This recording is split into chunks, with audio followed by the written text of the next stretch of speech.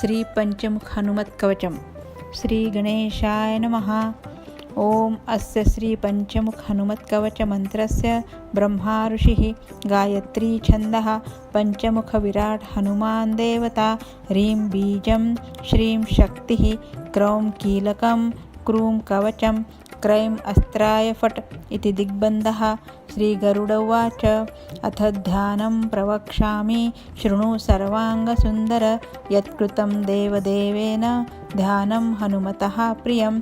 पञ्चवक्त्रं महाभीमं त्रिपञ्चनयनैर्युतं, बाहुभिर्दशभिर्युक्तं सर्वकामार्थसिद्धिदं।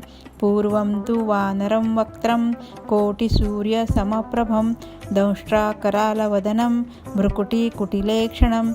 अस्यैव दक्षिणं वक्त्रं नारसिंहं महाद्भुतम्, अत्युग्रतेजोवपुष्पं भीषणं भयनाशनं। पश्चिमं गारुडं वक्त्रं वक्रतुण्डं महाबलं, सर्वनागप्रशमनं विषभूतादिकृन्तनम्। उत्तरं सौकरं वक्त्रं कृष्णं दीप्तं नभोपमं, पातालसिंहवेताल ज्वररोगादिकृन्तनम्। ऊर्ध्वं हयाननं घोरं दानवान्तकरं परं, येन वक्त्रेण विप्रेन्द्र तारकाख्यं महासुरं। जघानशरणं तत्स्यात् सर्वशत्रुहरं परं, ध्यात्वा पञ्चमुखं रुद्रं हनुमन्तं दयानिधिं। खड्गं त्रिशूलं खड्वाङ्गं पाशम् अङ्कुशपर्वतं, मुष्टिं कौमोदकीं वृक्षं धारयन्तं कमण्डलुं। भिन्दिपालं ज्ञानमुद्रां दशभिर्मुनिपुङ्गवम्, एतान्यायुधजालानि धारयन्तं भजाम्यहं।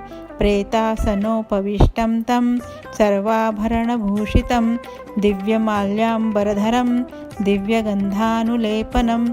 सर्वाश्चर्यमयं देवं हनुमद्विश्वतोमुखं, पञ्चासमच्युतम् अनेकविचित्रवर्णवक्त्रं शशाङ्कशिखरं कपिराजवर्यं।